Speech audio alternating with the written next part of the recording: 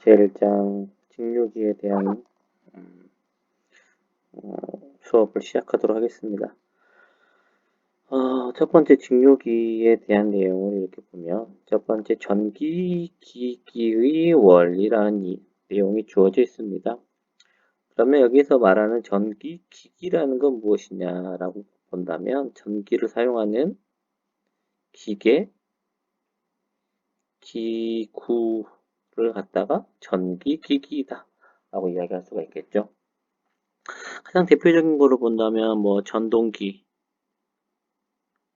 있을 것이고 전동기와 비슷한 발전기가 있겠죠. 발전기 그리고 또 전기를 이용하는 기계인 대표적인 기계인 변압기라는 게 있습니다. 그래서 전체적으로 봤을 때 전체적으로 전기기기라는 과목에서는 전동기, 그다음에 발전기, 변압기에 대한 내용을 주로 이제 보게 될 것이다 라고 이야기할 수 있겠습니다.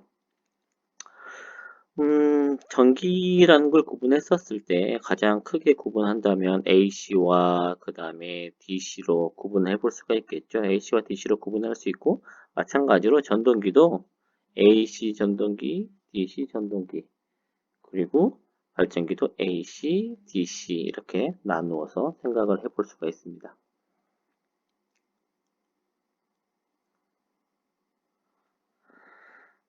그리고 이제 첫 번째 전기기기 원리를 보게 되면 첫 번째 전자유도와 전자력에 대한 이야기가 주어져 있습니다.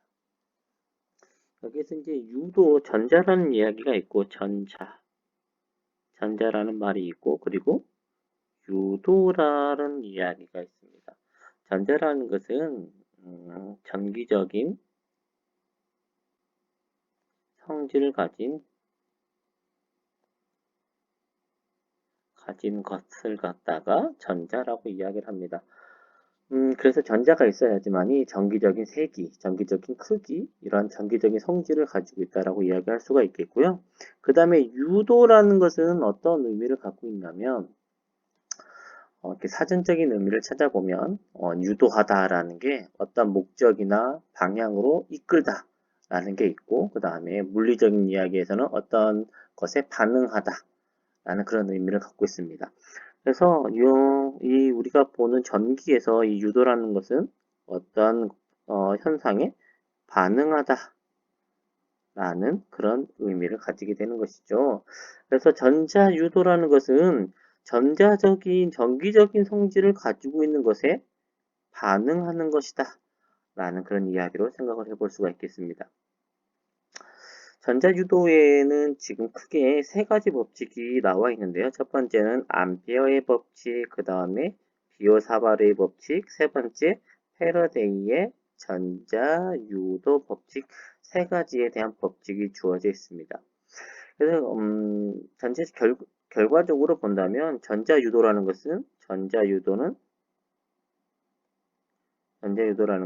여기 있는 이 세 가지 법칙을 이렇게 이용한 그런 것이다 라고 이야기할 수가 있겠죠.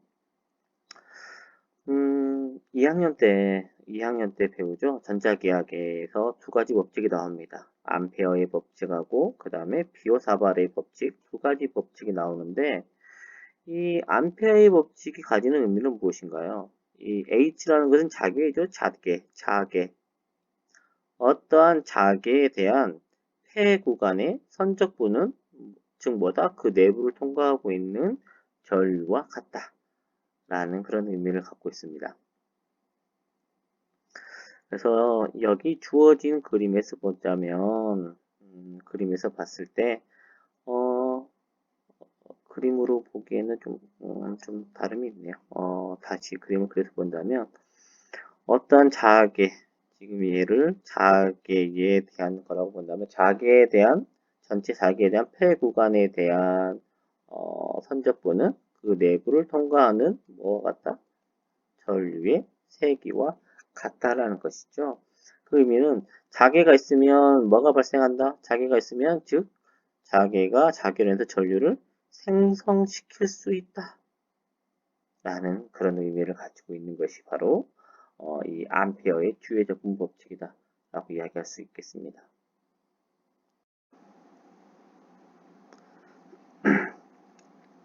다음으로 비오사바르의 법칙에 대해서 한번 이야기를 해보도록 할게요.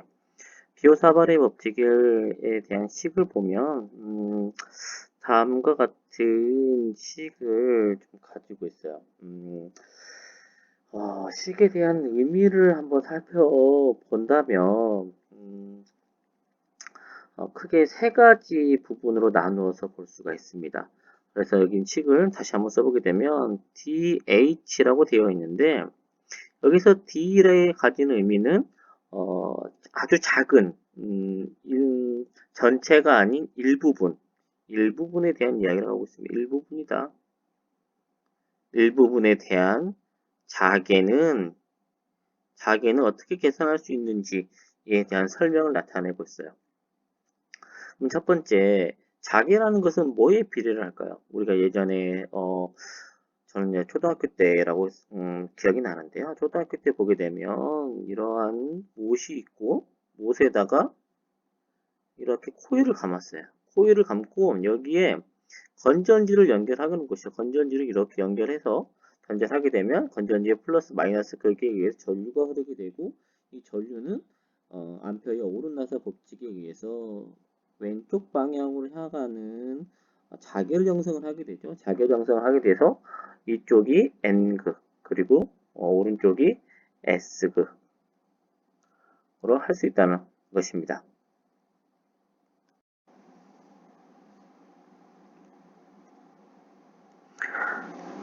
그래서 이걸 통해서 우리가 알 수 있는 것은 무엇이냐면, 여기서 우리가 알 수 있는 것 한 가지 한번 살펴본다면은 어떤 의미냐면, 전류가 있으면 전류가 있다. 전류가 흐르니까 뭐가 만들어졌습니까? N극과 S극으로 향하는 자개가 생성되었다라는 그런 의미를 알 수가 있어요. 자개가 생성되었다라는 것입니다. 즉, 이 비오사발의 법칙은 이 전류에 의해서 자개가 과연 얼마만큼의 크기로 만들어지는지 그 의미를 나타내고 있다라고 이제 이야기할 수가 있겠고요. 그러면 자개는 뭐에 비례를 할까요? 기본적으로 전류에 비례를 하겠죠. 자개는 전류에 비례를 하게 될 것입니다. 그런데 이 전류에 비례를 하게 되는데 이 흐르는 전류가 흐르는 곳과 그 다음에 내가 현재 하고 있는 위치, 이 위치와의 거리가 멀어지면 거리에 따라서 어떤 특성을 가지게 될까요? 거리에 따른 특성 변화를 한번 살펴보도록 할게요. 이것은 풍선을 가지고 이제 이야기를 해볼 수가 있겠는데요. 풍선이 이러한 풍선의 크기를 점점 풍선을 크게 불었다 이거예요.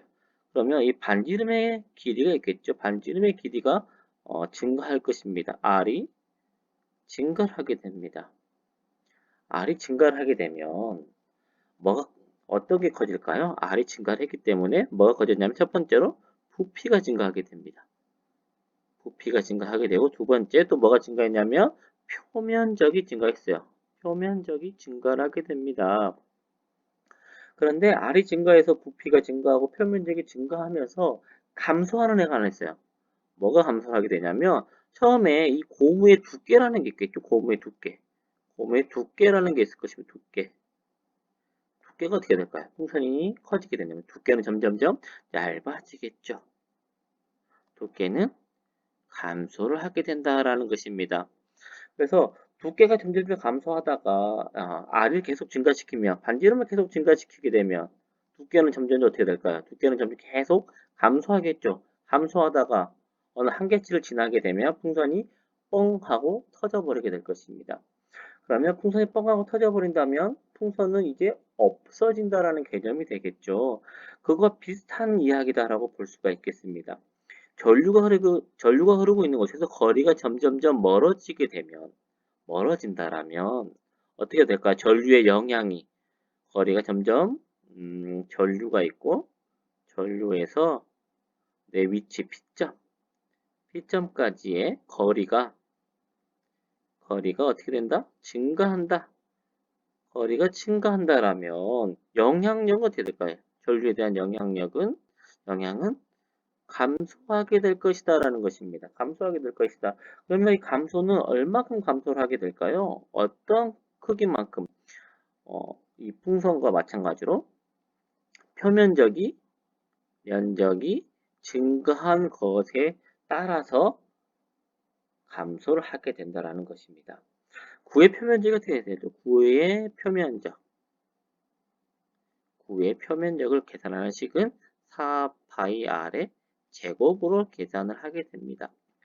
그래서 결과적으로 전류의 크기는 처음에 비해서 얼마큼 줄어든다?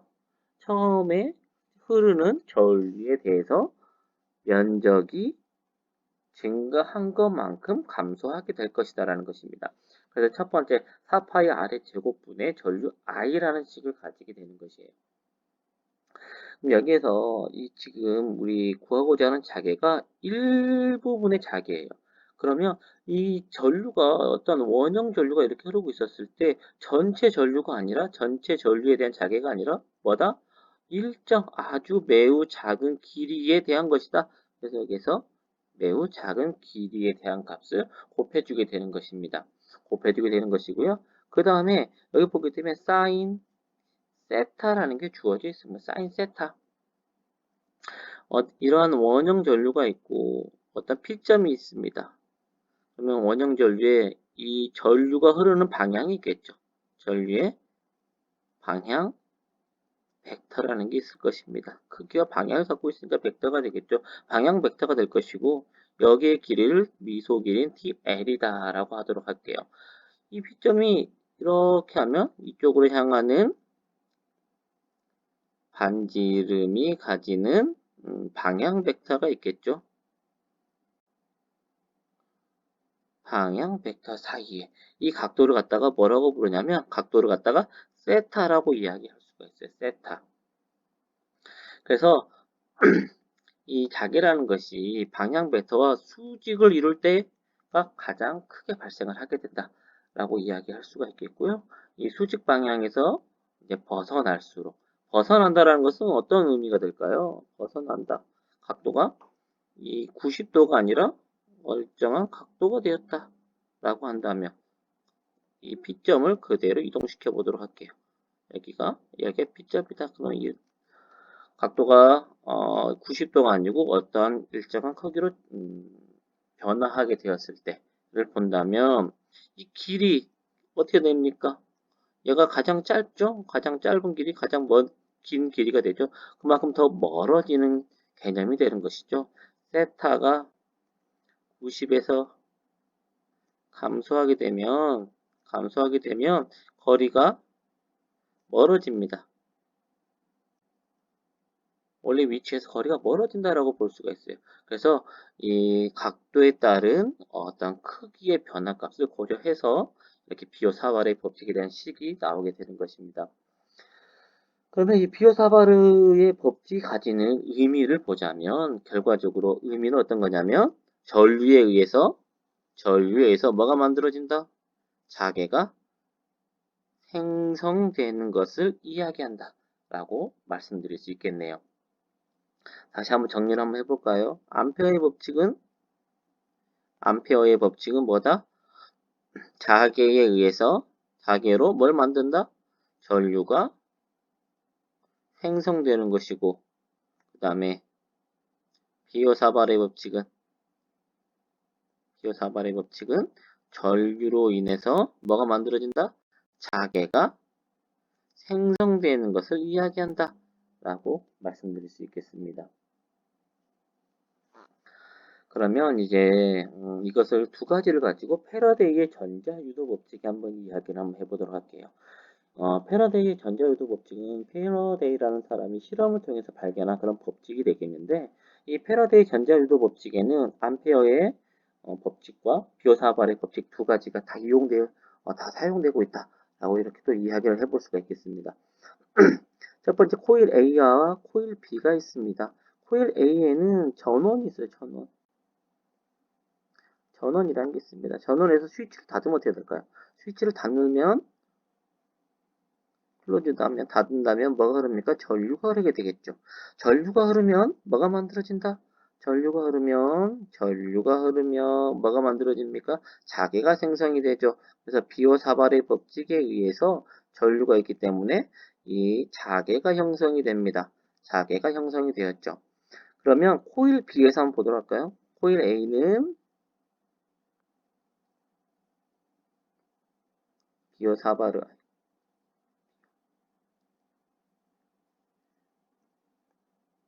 비오사바르의 법칙을 적용한 부분이다라고 볼 수가 있겠고요. 코일 B는 이제 뭐가 어떻게 될까요? 코일 B는 자개가 생성되니까 뭐가 흐른다? 전류가 흐른다라는 암페어의 법칙이 적용된 그런 부분이다라고 이야기해 볼 수가 있겠습니다.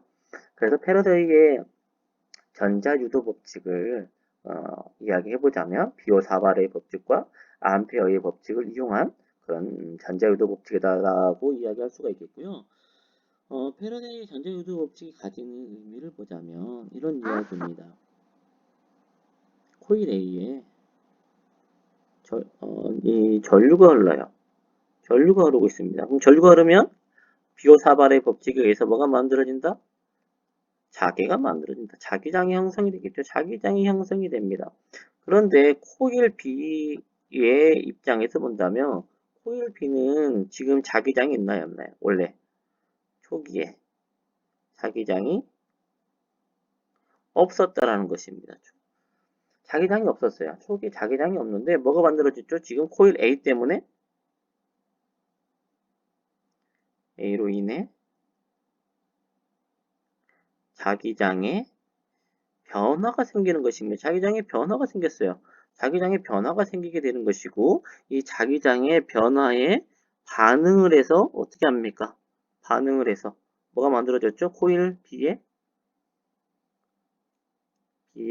전류가 생성되었다. 라는 그런 의미를 가지고 있다고 볼 수가 있겠습니다. 이 전류라는 건 무엇입니까? 전류라는 건 결과적으로 전자의 이동이라는 것입니다. 전자의 이동입니다. 전자 이동이기 때문에 뭐가 생성되었다? 전자가 생성되었다라고 이야기할 수가 있어요. 그래서 코일 A에 의해서 코일 B의 전자가 생성되었다라고 해서 이걸 갖다가 뭐라고 하냐면 어떤 물질에 반응하는 것을 아까 뭐라고 한다고 하겠죠? 아까 반응하는 것을 유도라고 이야기했었죠. 그래서 이걸 갖다가 전자 유도다라고 그렇게 이야기를 하게 되는 것입니다. 이게 바로 패러데이의 전자 유도 법칙에 대한 이야기가 되겠고요. 그 다음을 보게 되면 이제 렌츠의 법칙이라는 게 있어요. 렌츠의 법칙은 패러데이 법칙하고 패러데이의 법칙을 좀 더 개선한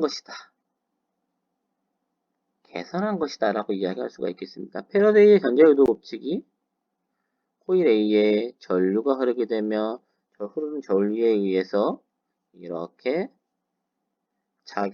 자기장이 형성이 되고 이런 자기장은 코일 B에 전자 유도를 만든다라고 이야기했습니다. 전자 유도를 만들더라. 전자 유도를 만드는데 이 전자 유도가 되는 방향이 있겠죠. 방향.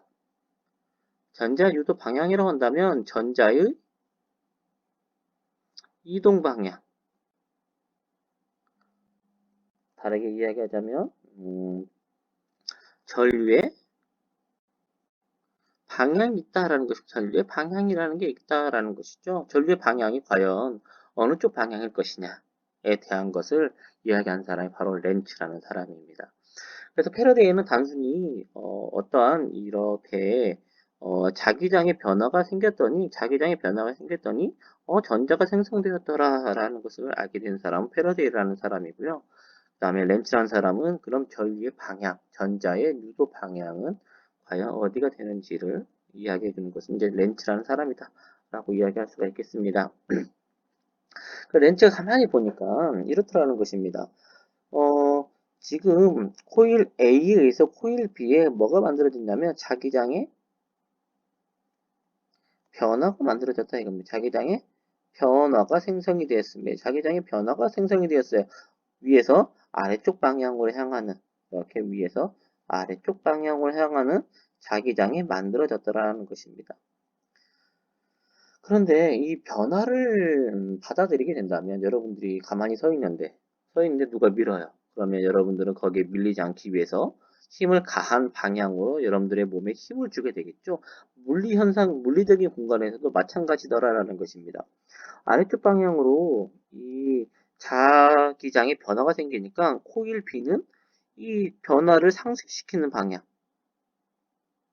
이 변화를 상쇄시키는 방향으로 뭘 만들어내더라? 힘을 만들고자 하는 것이죠.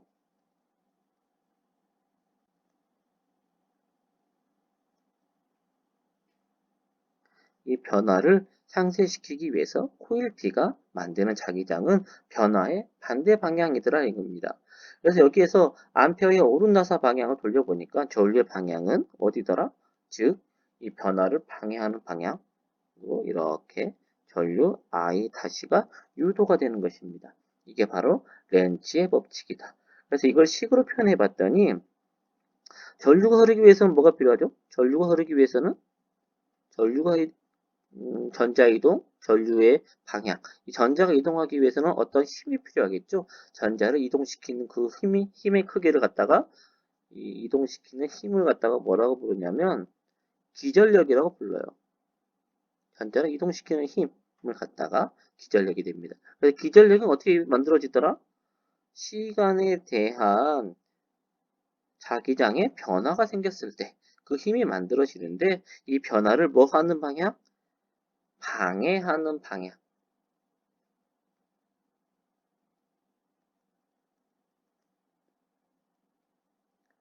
방해하는 방향으로 이 기전력이 만들어지더라라는 것입니다. 그러면 이 식에서 봤을 때 이 n이 가지는 의미는 어떤 거냐면 권선 수이다. 이 코일이 위에 코일 A가 몇 개 있느냐 이겁니다. 코일 A가 한 개 있을 때와 그 다음에 두 개 있을 때 만들어지는 자석의 숫자가 계속 중첩이 되겠죠. 그래서 여기에 이 코일의 권선수가 이렇게 곱해져서 렌치의 법칙에 의해서 나오는 그 식의 크기가 E는 마이너스 NDT분의 D파이로 이렇게 만들어지게 되었던 것이죠. 이게 바로 전자유도 법칙에 대한 이야기가 되겠습니다.